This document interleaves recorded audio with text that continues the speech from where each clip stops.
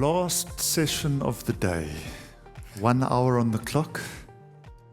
This would be a great time for me to announce that one of our sponsors has secretly hidden a single serving of wine in your goodie bag.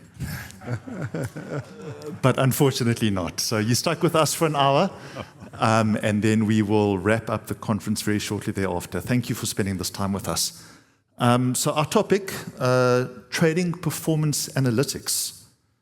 And I think maybe if we had this panel 2 years ago, we would have been speaking about execution quality and price markouts and all sorts of other things. But we've covered some of that today. We've covered some fragmentation. We've covered some data. We've covered some AI.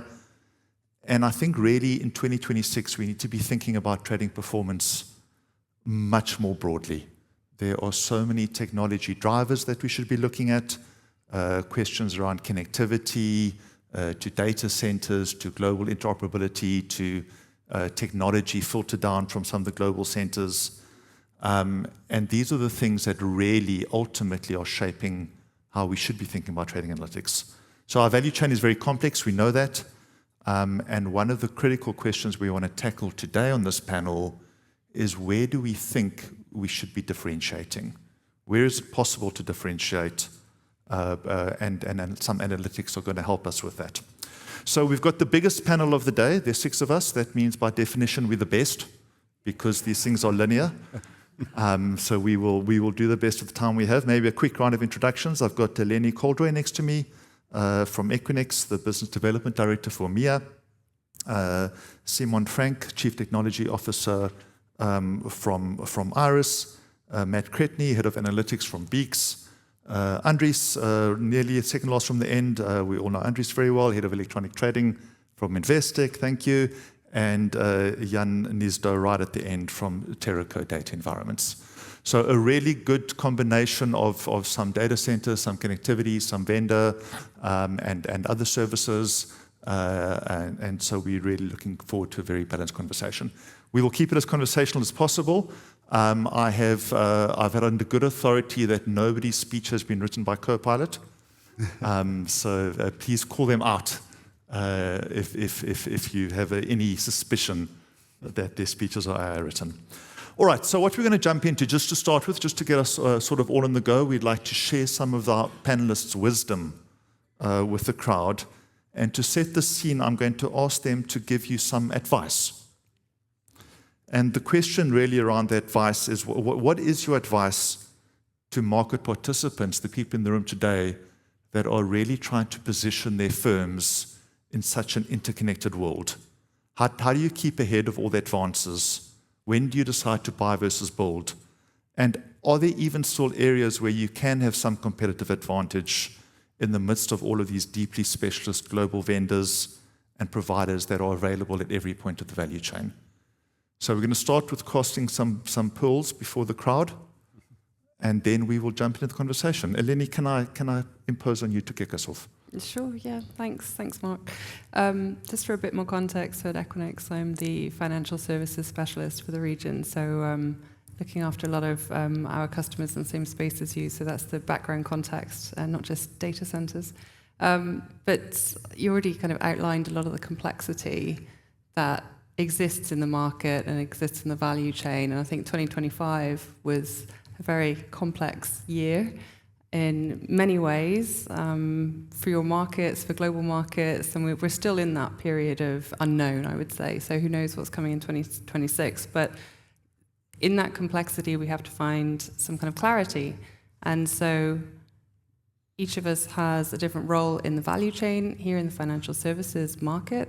And I think getting really clear about where you sit and what your core differentiator is kind of a simple thing to say, but it's actually really important, because from that stems how you go to market, and it then informs how you invest in your technology, how you choose your partners, where you choose to outsource, etc. So I actually really liked one of the pearls of wisdom from Kathy this morning in her keynote speech, and I will misquote it, so apologies, but she was saying, global capital markets are always on, more and more fragmented, and yet more and more interconnected. And so with that complexity, how are you going to find simplicity? Are you going to simplify it yourself Are you going to find partners that can simplify it for you? And the reality is it's going to be a blend of that. But I think start with a core, simple definition of your value. Thank you. Simon? I actually realized how specialized the market can be by just listening to the previous panel discussion. As a technologist, I was able to follow most of what I heard today that the trading community was talking about. Even Tim Gebbe's balls of wisdom, I caught probably about 30% of. But when the guys in the previous panel were talking about exotics and paying for strangles, I had many questions. Anyway, I'll take that offline with them. I don't know if it's a pearl of wisdom, and maybe it's the same pearl that you've given. I think in this market you have to pick what you feel your competitive advantage is, and that's the area where you differentiate yourself. The other things are for, well, I don't want to punt us as a vendor, but vendors in general to solve. Typically, solving the common problems takes a lot of investment, and there's definitely economies of scale, and outsourcing that to your vendors to solve, and then you focus on what differentiates you in the market. Thank you. Well, Beeks, for those of you who don't know us, we're a partner with the JSE on the Colo 2.0 infrastructure, and our head office is in Glasgow. And I was going to start by talking about the gym that's just been put in the office there to encourage people to come into the office, and they're teaching mixed martial arts to get the developers active and to get them physically fit. And the trainer there talks about a kind of martial arts maxim, which is maximum efficiency, but the minimum effort. Like, you don't want to apply, you don't want to try to be strong everywhere. You just want to apply that force where you're going to achieve the maximum advantage. And I was going to talk about that in terms of choosing, where you locate your infrastructure, choosing what sort of, whether you outsource trading technology, that sort of thing. But it kind of occurred to me that actually we need to keep constantly reevaluating that as well, because what is our competitive strength today is not necessarily going to be a competitive strength relative to what the market is doing next year. We see, hosting your own hardware was, a big differentiator for a lot of clients, 10, 15 years ago. Increasingly, it isn't so much. For some firms it still is, but it's just become less of a differentiator. So it's a question we need to keep asking ourselves, but it's a question where it's going to change. The answer is going to change as the environment changes and as markets change. Great. Thanks, Matt. Perfect. I think as the broker, my piece of wisdom is buy low, sell high. Anyway, back to the topic here. I think, definitely the value chain is a hell of a lot more complex than it's ever been, and that goes right through the ecosystem. I think fellow panelists have already pointed out a couple of key points here. But if you look at co-location, you look at data analytics, AI, all of this complexity is coming at us. Now, that complexity, it's not a competitive advantage in itself.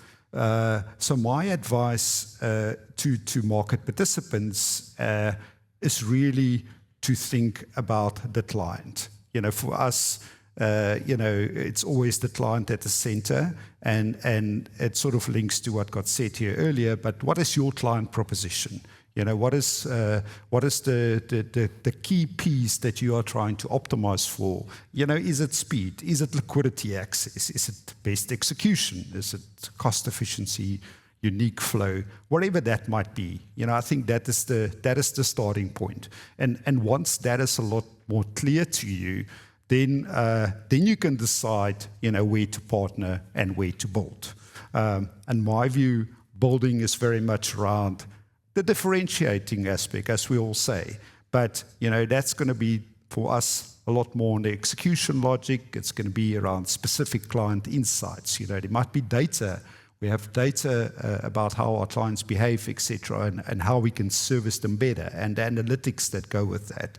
And then you obviously are going to partner where scale matters. These are things like infrastructure, connectivity, hyperscale computing, data center resilience, etc. So I think the competitive advantage in 2026 is a lot more about not so much owning the full stack, but it's about orchestrating it intelligently with a combination of partnership and own build. Cool, thank you. And Jan. So coming last, I've got to say something a little bit different, but similar to the themes, just in terms of what South Africa's experienced over the last 5 or 6 years is incredible.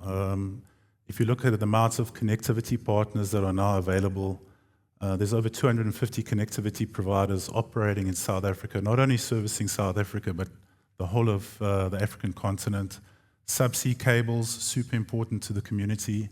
The amount of subsea cable investment that's taken place. As South Africa, we strategically located right at the bottom of Africa. All these subsea cables land up hitting our shores, whether it comes on the Durban coast or the Cape Town coast. So that gives freedom of choice. Last year we had a cable system, actually a 1 in 1,000 year event. We had 2 cable systems cut. And actually, we really weren't that impacted. Yes, probably businesses went down for a couple of hours because the clouds were unavailable. But actually, there was a 3rd cable system called Equiano that rolled out about 2 years ago. And actually, South Africa was operating on the back of that. So suddenly, we've got all this choice when it comes to connectivity, when it comes to platforms, infrastructure as a service platforms. All the cloud providers are located in South Africa. They've all put their big cloud infrastructure. Either they built out their own facilities or they're leveraging third parties. So as participants, you have the ability to leverage amazing infrastructure. We have LEO satellites now. Everyone talks about what's happening with Elon Musk and Starlink. Another probably not so well-known one is Kuiper. That's going to be available soon. How much that means to the trading community, I'm not too sure, but it'll give another alternative. Then we've got specialist platform providers. Amazon's got its own facilities. It's got the ability to provide outposts, as do other infrastructure as a service platforms. So I think there's a lot to leverage. So stick to the knitting and leverage the best of breed, because that infrastructure is amazing. If you compare the facilities that we've built, that our competitors have built, they're world-class. They house world-class, large global cloud providers, and we have to meet their requirements. So you have the ability to leverage off that. Great, thank you. So five very different answers, I think, and that really tees us off beautifully for the conversation, because there isn't going to be one right way to do this, and bring it all back to trading performance, of course. So let me jump into one of our topics, which is really about interoperability and what that even means. There's interoperability between players in the ecosystem, FMIs, buy side, sell side, onshore versus offshore, applications, infrastructure, all sorts of ways to think about interoperability, and of course how we measure it. And I think it was fascinating. Again, I'll quote Kathy from this morning, but she really did warn us about the risks associated with just blindly following other markets and switching things on because they are working somewhere else. And yet, increasingly, we see as more global players enter, sort of the ease of taking innovation from other markets and being fast followers is very tempting sometimes. So I think we're going to have a conversation about interoperability and kind of your thoughts around where the conversation should be. What are the problems that you're trying to solve in your space about interoperability, and how that ultimately comes back to supporting trading decisions? So I'm going to ask for a volunteer this time. I'm happy to go. Yeah, I think you got to ask as well, are we pursuing true interoperability, or is it just about integrating around complexity? I think market fragmentation is structural, and I think it got said before, the genie is out the bottle. And that's not going away, right? If anything, we're seeing that increasing across asset classes and geographies, right? And from that perspective, in South Africa, we have a deal-lit market structure. That's reality, and that's, it used to be theory. I started talking about some of these things maybe 10, 15 years ago. Seeing what was happening in Europe and in other markets, and so I think the reality is here. It's real, and it's something that we need to deal with and ensure that we can operate in that framework. Now, I think very important point that you've made right from the start. We mustn't just believe something is good because it's been done elsewhere. But I do think, this is where we're at now, and there are definitely some positive things that comes out of that. We do see typically that there is, competition brings innovation, it brings better pricing, it brings market quality. So from that perspective, I think the interoperability is critical to ensure that we can operate across, the JSE and A2X in the South African market.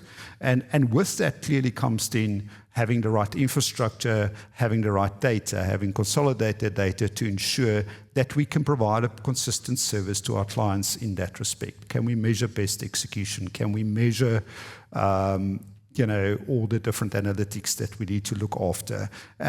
So those things are absolutely critical, the smart auto routing piece.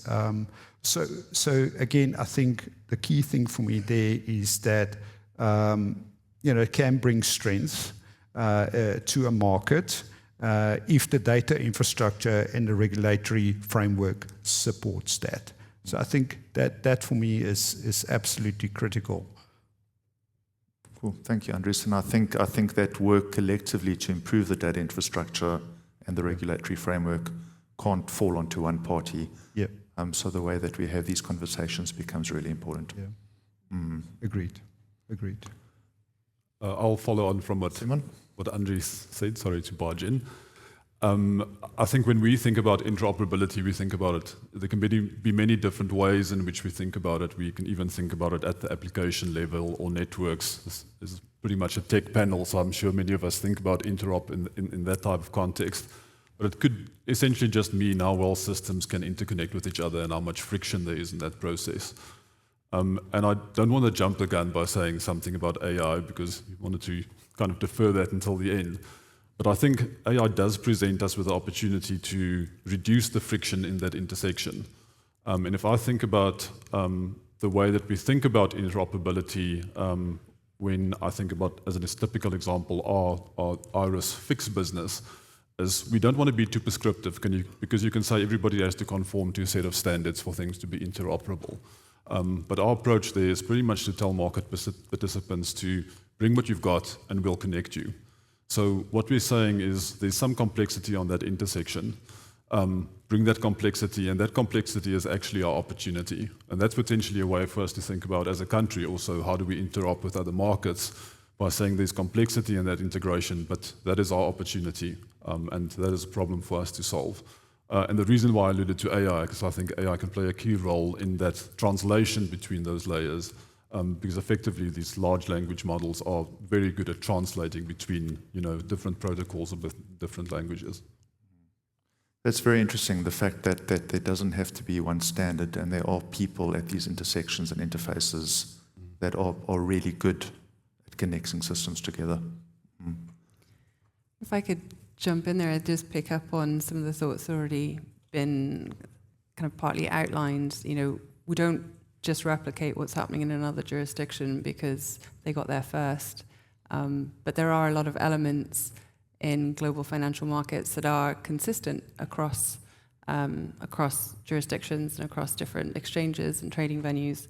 And our experience, we host exchange co-locations across the globe from Chicago, New York, London, Frankfurt, Zurich, Singapore, onwards. The consistency that we get to see when trading participants deploy their architectures and deploy their technology in our sites is there's a lot of consistency in the OEMs. There's a lot of consistency in terms of how they would like to build a repeatable technology framework and a repeatable technology stack. And it is individual to a firm. However, when they are deploying in all the financial centers across the world, they would like, if possible, to be able to deploy their chosen way. So there's commonality at different levels, and I think there's also trends that can be observed here in South Africa that are maybe starting in other locations. So, from my experience, we tend to see that the New York trading community has been referenced to the US markets previously, obviously highly liquid markets. A lot of the trading innovation starts there, and so when we start seeing either HFT players or tier one participants evolving and innovating their trading stack, we then start getting different requirements and how they want to build with us. We then anticipate that's going to roll out to London next, and then to Frankfurt, and then the smaller markets, it will in time come. But I think you do see that flow of innovation, and I think that's useful to be able to kind of sit back and see what's coming and decide which bits you like and which bits you want to evolve. So I think there are learnings to be had in different locations. And the other thing I just wanted to call out in terms of interoperability, which is a huge thing for the markets right now, and a really interesting research area for us, is how TradFi and DeFi come together to create a really cohesive experience where institutional money wants to adopt DeFi in various ways. Here in the continent, huge stablecoin adoption, but also real-world assets and all of that. That edge and the interoperability of DeFi products for all of those in the room here, that is still a question mark, right? And I think that's something that is live, being worked through, and loads of different ways that that's being approached across the world. And so I find that fascinating at the moment. But I do see, again, commonalities in how both sides of that can learn from each other. So the highly regulated, highly resilient, structured world of traditional finance, the DeFi players who want to come and help you with your money are having to learn and having to lean in. But there's a join, and that to me is going to be the new rails of finance. That's what we're going to see unfold in the next few years, and interoperability across front to back office is going to be key. And is your sense that the DeFi players are bringing new solutions, new ways of thinking that are perhaps a little bit uncomfortable for the more traditional players? I'll try and stick in my lane as a data center operator and not as a market participant here. I think what we see happening in our sites is the fundamental need for any market to have structured liquidity. Whenever we were talking about 24/7 trading, 24/5 earlier in the sessions, the structured liquidity is always required, and that's what DeFi are finding out. Where does that happen? Where does that occur? It's the market makers, it's the traditional players. There's a niche set that are doing that in the crypto space and that are doing that on corporate chains and all of that. So they are having to lean into how those operators want to make markets, and they're doing that in private infrastructure. They're doing that over deterministic networking, which is not cloud networking. So we're seeing that evolution of DeFi coming out of the cloud, which is where they were born. They're decentralized blockchain-based systems, and they are adjusting the way that they deploy to be interoperable with the market-making schemes, with the brokers, and also to be adjacent to the TradFi products, like the ETF products, that are the entry point. So yeah, there's adjustments on both sides, but a definite coming towards the traditional finance from an infrastructure perspective. I think the tension works both ways, and it's an interesting dynamic, DeFi versus TradFi. We certainly see technologists at those trading firms who trade traditional, and they also trade on digital assets.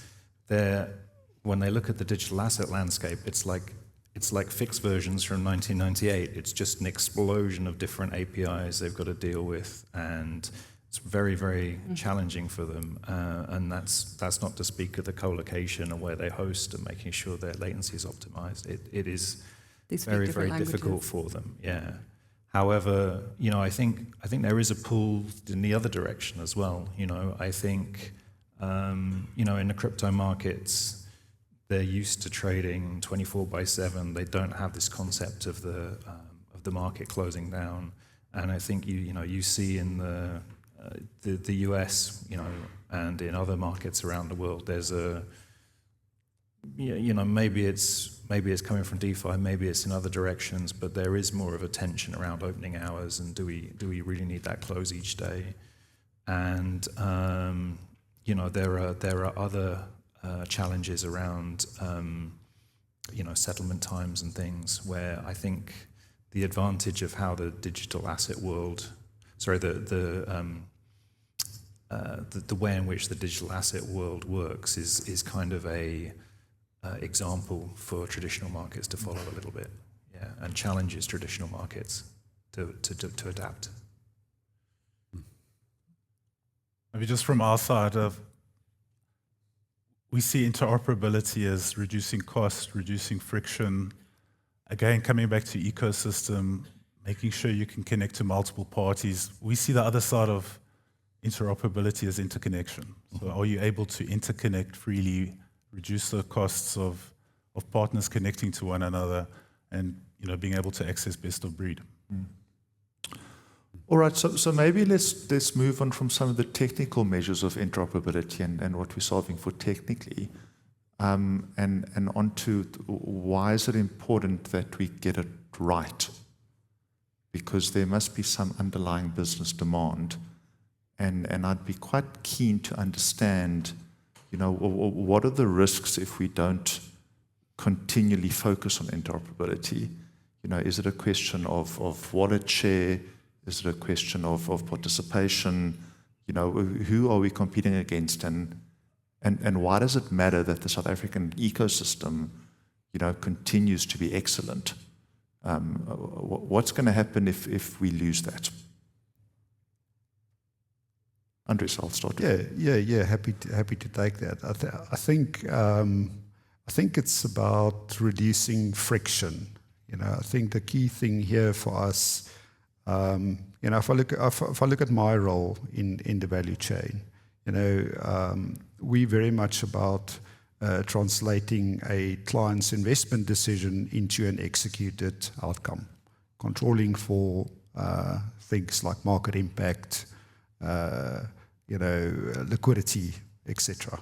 And that is my role in the value chain. Now, to ensure that, we need to be able to, facilitate clients coming from wherever they are in the world. So if you look at, the full value chain, be it data centers, connectivity, that needs to be as seamless and as easy as possible, right? So, I think there has to be, some uniformity there, and it needs to be open.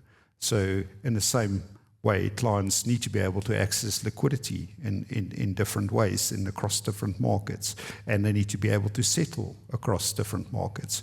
So I think the risk, if we don't make that easy for investors to transact and operate in our market, and all the different types of market participants that are there, then we have a risk of them potentially going to a different market. So I think it's absolutely critical. I think the other thing that I kind of want to touch on a little bit here is just maybe talking about some of the metrics and statistics that we kind of care about in this context. And I think sometimes execution statistics can be thrown around a little bit in isolation, slippage here, latency here, etc. But ultimately, as I said earlier, it's about what was the client's intent, and how did that client intent get expressed in market reality. So, and with that then comes clearly various measures that you need to think about, which everybody on the panel here supports different parts of that ecosystem and stats that come out of that. But I think that we shouldn't lose focus on what it is about. It's about making sure that that investment decision can be executed in the most frictionless fashion in the market. Okay, thank you. Difficult to add to that, I think. Thank you, Andres. All right, so maybe let me move on, and we've got some real data center experts on this panel, and I really want to take the chance to pick their brains. But I think one of the key scalers that we've seen recently, and I think we'll continue to see, is the availability of new data centers, new data center technology, but perhaps more important, the communities that form around them within these data centers. So Jan, maybe I could pick on you. Do you want to just share some of your experience around what is the evolution in the space, and what does a data center community actually mean? Sure. So maybe just from an ecosystem, super important to us as Terraco. We're quite lucky. So we started operations about 16 years ago, and it was the same time where South Africa actually there was a monopoly around carriers. There were 3 big incumbent carriers, and it's a famous court case. Altec took ICASA to court and said, well, that's not really fair. We'd like to operate in this environment as well. And ICASA started dishing out licenses, and basically over the course of 3 months, there was something like 100 licenses granted. And all these participants, I talk about participants, I'm using the language that's spoken here, wanted a common place to meet, but they didn't want to meet at a competitor's data center because the competitor could really block them from interconnecting with one another. And we weren't a carrier, we didn't sell connectivity. And as a result of that, all these carriers wanted a common meet-me place to meet up. And then it really started to snowball because we landed up getting a huge carrier community. Today we have something like 250 carriers, not just servicing South Africa, but servicing the entire African continent. And on the back of that came content providers. So you can imagine folks like Google, like Netflix, for them to go and deploy in every single data center in South Africa didn't make sense. They want to deploy in a single data center and basically get access to wherever the eyeball was through a single facility. And then the cloud providers started coming to South Africa. That was about 7 years ago. And it's interesting how that's played out. So if you draw this imaginary line between Lagos and Nairobi, the latency to South Africa is the same as the latency to Europe. So these big, large cloud providers, established South Africa a base for their clouds. And over the course of the last 6 years, you've had Microsoft, Amazon, Google, even Alibaba, all build out, Oracle, all build out their availability zones. And it doesn't just service South Africa, it actually services the whole of, let's call it sub-Saharan Africa. And as part of this growth of ecosystem, the financial community has been massive to us. So we've got an ecosystem of around about 90 financial services providers and capital market participants. Everyone on the panel, I think, is located in our site. So something that we take really importantly. And then we've evolved the business around that. So certifications really important, making sure that we have certifications that matter. There's also IT certifications, so things like SOC 2 compliance that the IT folks would be worried about. So less about regulatory compliance, but more about the IT departments and the things that they worry about. So it's been an amazing journey, and yeah, I think everyone's benefiting on the back of that. I think one thing to call out is the success of data centers is also underpinned by the connectivity providers between them. And Jan, you touched on that a little bit earlier, something we discussed in our panel prep, that one of the bigger infrastructure challenges that we have in providing services to our clients is that our connectivity providers are extremely brittle. So we really have problems with our own availability due to connectivity providers. Do give you an example, for every single client that connects to us, we'll have 2 dedicated connectivity providers, 2 different providers that have their own redundancy, but still there is downtime in the market. And you gave me some interesting perspective on that and how connectivity is not deemed to be critical infrastructure. I don't know if you want to share that. It's a pity Rudy's not around, but I think just from like a government perspective, I think infrastructure, key infrastructure needs to be looked after, be it electrical infrastructure, so that's a big deal. From a substation perspective, from an electrical cable perspective, a lot of the outages is a result of theft and vandalism.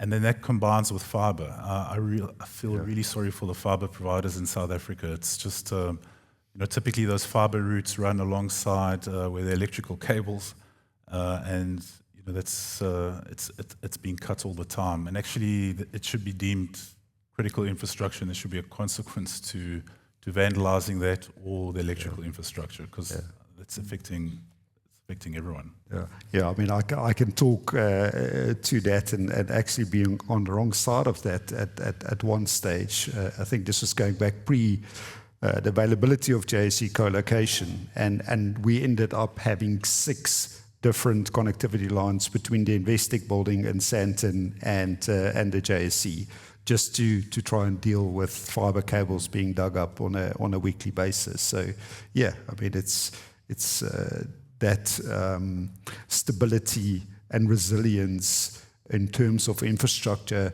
is absolutely critical for trading, and that predictability is something that you need and what your clients really want.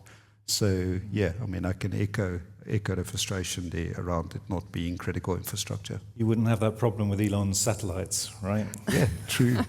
So doesn't Starlink or LEO solve this problem? Right kind of network. I think it can help. I think the jitter is quite high on Starlink, so I think it's never going to, and the bandwidth is quite low compared to terrestrial fiber. So I don't think it's ever going to be a complete replacement for major center to major center connectivity, but I think it's an amazing maybe backup solution. It's an amazing answer for market participants in hard-to-reach locations or hard-to-service locations. I think that satellite service can be a lot more reliable than your terrestrial fiber in those locations. I mean, when we go to a data center and we plan it, we make sure you've got 2 independent fiber paths going through different entries into the data center. There's a lot of planning you have to do to make sure that you're as resilient as possible, ideally from 2 different providers. And the satellite feed can be an answer for the countries where they just don't have that diversity. So it definitely can help in some locations, but I don't think it's going to remove the problems or the business of the fiber providers. And certainly not within the short distances that we're talking about in the Joburg metropolitan area. Just to pick up on the critical national infrastructure, there are some jurisdictions where we are already regulated as data center operators. So the UK classified data centers as critical national infrastructure, which is fantastic news because it brings recognition to everything that providers like ourselves are building on behalf of our customers, which would be absolutely painstaking to do yourself. But when you're doing it at scale, like we do, then it makes a lot of sense. And so it gives us the support that we need to ensure that uptime and that resilience to our hundreds of customers sitting inside a single building.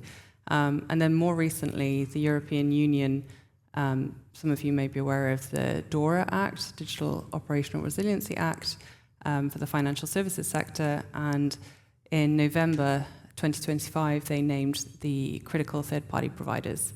And those on the list, there are 19 providers, and Equinix is one of them, are named by the financial services community as the vendors that they are hyper-reliant on to run their critical infrastructure that keeps the financial services going in the EU. And so it is possible, and it's not always comfortable moving into that regulated space, and it's a super interesting experience for us as a data center operator to have the same regulator as our financial services customers. But I do also think that's a really important journey that we're on, learning about each other's businesses, us trying to educate the regulator, and all of the different things that we've been talking about, all of the pieces that make up the digital highways of financial services, and where the scrutiny needs to lie so that the market participants can go about their business without even worrying about it. So it'd be really interesting to see how that develops here in South Africa. Again, maybe that's one of those things that does travel around the world, as good regulation is appreciated and maybe adopted in various forms. But the other thing I wanted to say around the resilience piece and the networking here is one of the biggest things that our international financial customers have been asking us for years. When is there going to be more diversity getting between London and Joburg, for example? Huge financial flows between the two centres, obviously with the dual listing, etc. We've already heard about additional subsea cables that have gone there, but also when we entered the market here, our data centre is in Johannesburg, we bring diversity, right? And when you build new buildings, the physical cables that connect them and that connect to your offices and that connect to the JSE and connect up to London, those are new fibres in the ground, and that is diversity. And through diversity, we build resilience. And so I think that's also really interesting to see the evolving landscape of infrastructure providers that you have here is contributing to that. And so hopefully we're part of the puzzle. And I think with whether it's going up to satellites and down or whatever forms of network we can build, Africa as a continent is going to have very different networking solutions than we're used to up in Europe, for example, the vast continent and the disparate remote communities, etc. New solutions are going to be built, and I think that will be really exciting to see what does evolve from here, and we will possibly be learning in reverse from what's happening here. And I think there is no one-size-fits-all perfect solution, and we just haven't all reached it yet. I mean, we work with a lot of exchanges around the world, and there are very different models for how they each work with their other data center providers or their own. Some put in place cable equalization to sort of, to make sure the market participants are treated equally, even to the foot of kind of cross-connect cable. Some of them buy up kind of floors of data centers to make sure that they control where every individual kind of client is in their infrastructure. Some of them are pure, kind of cloud-based, like the crypto exchanges. And I think, I don't think there's like a perfect answer anywhere. I think a lot is determined by where you're starting from and what your local market participants need. Yeah. I mean, look, if I can jump in there, I'm really encouraged to hear the likes of yourselves coming into the region and investing in the region. I think, as my colleague pointed out earlier, there's a significant portion of the South African equity business that is driven by foreign market participants. And, a lot of that business, the orders are all being generated, out of a data center in London. So it's absolutely critical that we have that stability. And then, you also have, as you mentioned earlier, a lot of deal-listed stocks, between South Africa and the UK, South Africa and Europe. So there's a lot of trading that's happening in between these regions, and having that infrastructure and having more people coming into the region, investing in that infrastructure, I think is absolutely critical and also encouraging. It feels like South Africa is definitely back on the map in that context, which is fantastic to see. Brilliant. So I think that the tier one data center is definitely, it's not contentious. It's a mindset that I think everybody's comfortable with. But maybe let's spare a thought. There are still a lot of private data centers being run out there. It certainly hasn't disappeared. And that comes with all sorts of challenges around heat and electricity and connectivity and hardware and scarce resources to support these things. How should the modern sort of head of technology be thinking around their own private data center with the massive expansion that we've seen. Oh, I mean, I quote someone else that I was speaking to yesterday who said, friends don't let friends build data centers, which I thought was great, and I want a T-shirt, because it is hugely complex. I mean, Jan started outlining what happens inside these buildings. The specialist knowledge that is required to, well, nowadays to secure the land, secure the power. It's a very competitive market to even access the power that you need to run these sites. But then the design and construction, the data centers today, we've all heard about these AI workloads and the power consumption. It's rapidly changing what a data center needs to accommodate and what the hardware manufacturers are demanding, and the NVIDIA chips and things like that. It is massively shifting. We are experiencing a whole load of change in our business to accommodate that. The mechanical, the electrical, the compliance burden, sustainability requirements. We have a commitment to net zero by 2040, commitment to be 100% covered by renewable energy by 2030. The level of investment in power purchase agreements and everything that goes around that is immense. And so it kind of blows my mind that a business that is not selling data centers would have people trying to achieve that. It's, back to the beginning of the discussion, it's not their key differentiator in the market, and it's a huge burden and cost. Yeah. Mark, maybe to step in, and also with Helene, is also in South Africa, we've got the nuances. So it was load shedding. Now it's water shedding. I think folks in Joburg are really experiencing and it sounds like fiber shedding is also a new word. Fiber shedding is a massive talking issue. about, yeah. But I think, to run your own facility now, it's actually cheaper to outsource it. Just from a PUE perspective and the price, the cost of electricity, your own data center is not going to be as efficient as a third-party facility from the amount of electricity that you use. Water shedding is real, so like on an evaporative cooling site, to have enough water on site to deal with a water outage is massive. A modern facility's using a closed-loop system. It actually doesn't need water to cool. It fills once. You don't need to refill it with water. From an Eskom perspective, as a business, where we were 6-7 years ago to where we are today.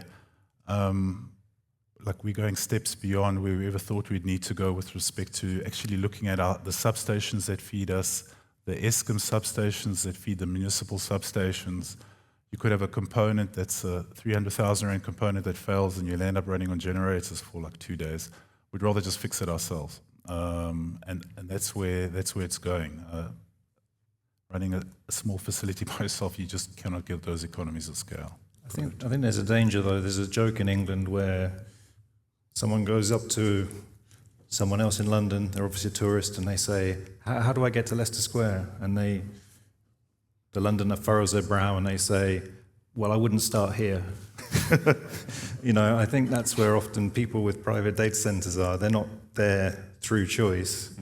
It's what they've inherited. And I think it's making that transition is the difficulty. Making that work. How quickly do you do it? Do you go all into lifting that workload up and moving it into an Equinix or a Terrico? Do you re-platform it and move it to the cloud?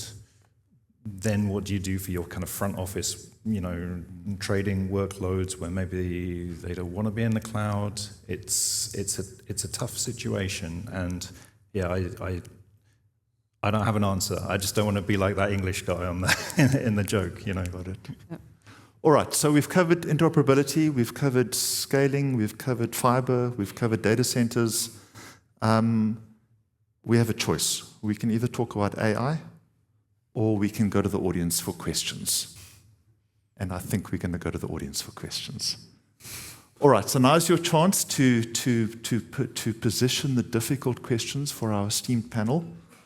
If you could raise your hand, any questions, and of course, ultimately, we're talking about trading performance analytics, but all of these things do feed in. If I can't see you, please wave aggressively. whilst you get your questions ready, I'm going to ask the panelists to, in a few minutes, to close with a final thought. And the question I'm going to ask them is one of the things about analytics is that you have to measure something. There has to be a number. And I'm going to ask them to share what is their perhaps most interesting or most emerging or most recent metric that they've seen that is truly interesting. All right. No questions? Is it because I made the joke about the wine and now you're cross with me? I suspect so. No?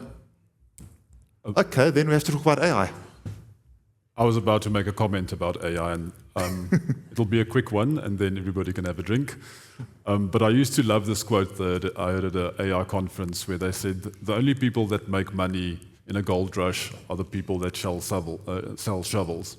And I felt like the people selling the large language models were the only guys making money and betting heavily on the future. But it feels like of late, last couple of months, the tide really is turning, and AI is kind of becoming part of our operational processes and more ingrained into the way we work. It makes me, I think it's a quote from Bill Gates where he said that everybody overestimates the impact of a new technology in the short term, but underestimates the impact of the technology in the long term.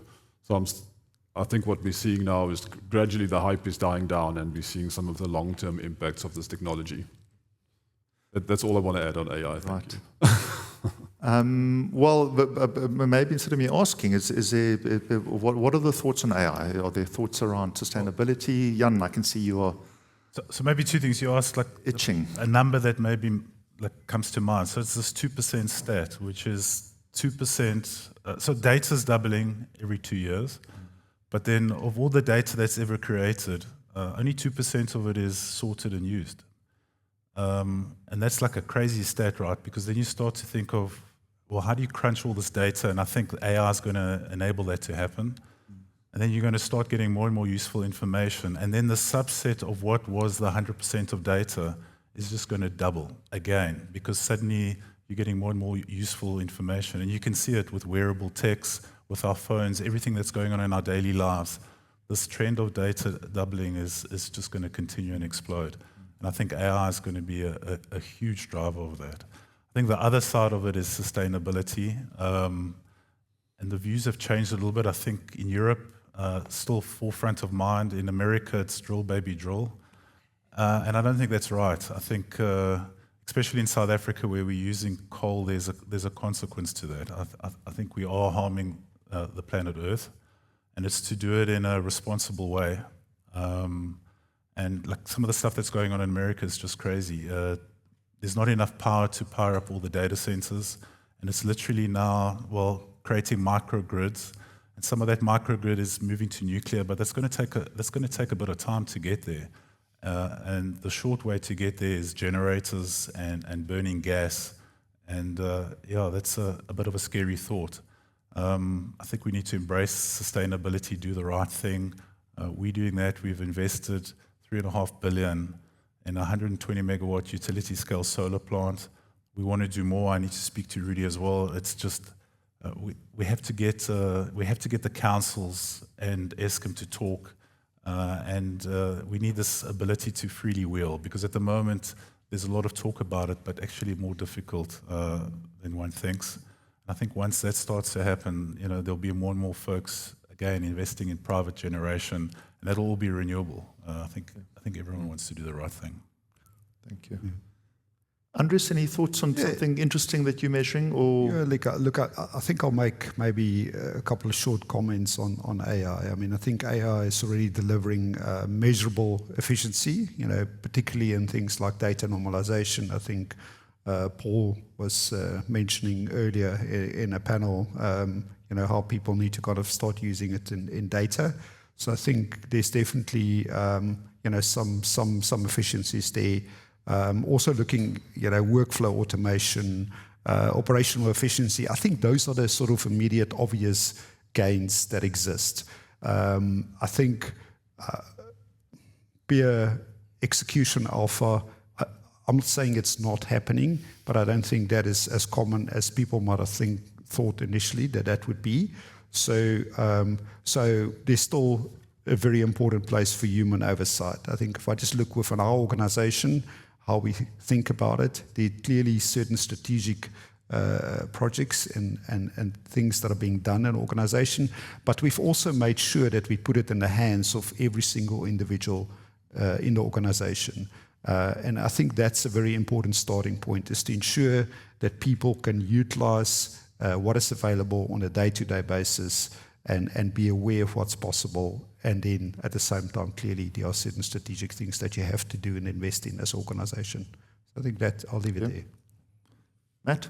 I had two statistics for you that maybe were relevant to AI and to what we've talked about. So Google, in the early days of deep learning, had they've got a subsidiary, DeepMind, and they were able to improve the power efficiency of their data center or the cooling efficiency by 40% by using machine learning to understand the layout and the airflow, how they could optimize the fans. So that, AI isn't just a cost to the planet in terms of extra energy, it can also provide some solutions there as well. And I guess, the other thing I would say is, I look at the markets in the US and it does appear to be, inflated there in terms of AI. But I think if you remember back to the kind of, the comms kind of crash of the early 2000s, a lot of good business and fiber runs and capacity came out of that crash. There were real kind of winners and survivors, and the infrastructure that we use today across the world, a lot of it was built with foundations laid during that time. So I think we shouldn't mix up the long term with the short term. Thank you. Simon? A stat. I'll give you a stat. It's not going to be about AI because I've already spoken my mind on that one. Interesting view I got from one of our network principals recently is when we were speaking about Starlink and satellite links as a contingency plan for terrestrial connectivity. Was that for your long routes? So if we typically Iris would get some market data from Australia. So from the latency from Australia to our Joburg office is about 500 milliseconds using our current connectivity. But via technology like Starlink, that latency comes down to about 80 milliseconds. So even if it might not be the technology for lots of bandwidth connectivity between data centers, there definitely seems to be an opportunity for lower latency market data. So imagine you can get your market data from market data feed, 400 milliseconds faster from the LSE as an example in Joburg. There seems to be a real opportunity there. Yeah, so I guess in terms of what we're measuring, again, we're not an ISV, so we're not we're helping customers that are building their analytics platforms, and the kind of things that we're helping them measure are, the speed of getting all of the information that needs to feed an analytics workflow, and typically, even with the plethora of kind of unstructured data and alternative data, financial market data that you're issuing from the stock exchanges, that is still feeding the vast majority of the analytics workloads. How quickly can you bring all of that information from global centers into a centralized location? Once you've run the compute, how quickly can you get the decision on the back of it to where it needs to go into a market? And those are the kind of numbers that we're looking at, and we're talking about petabytes of data if it's relating to kind of training, smaller levels if it's kind of for the inference workloads for analytics. But latency, data volumes, throughput, jitter, all of that stuff, just to make sure that it's doing what it needs to do in terms of getting the decision where it's needed at the right time. Before we close, I think I thought about a stat while I was sitting here, and maybe it's not a pure stat, but I think the most important thing that I care about is my client happy? So I'll leave it there. Good. Thanks. All right. Maybe thank you very much, everybody. That brings us to the end of our panel. I think we've tried quite hard to just talk about the fact that there are so many things that drive trading performance. and perhaps things that are not obvious on the surface. So I think the challenge is for the decision makers in the room, keep an eye on global trends, keep an eye on what the specialists are doing, and most importantly, think very carefully around where you can differentiate your firm and where you can bring the most value to your own clients. So thank you to the panelists, and thank you to the audience.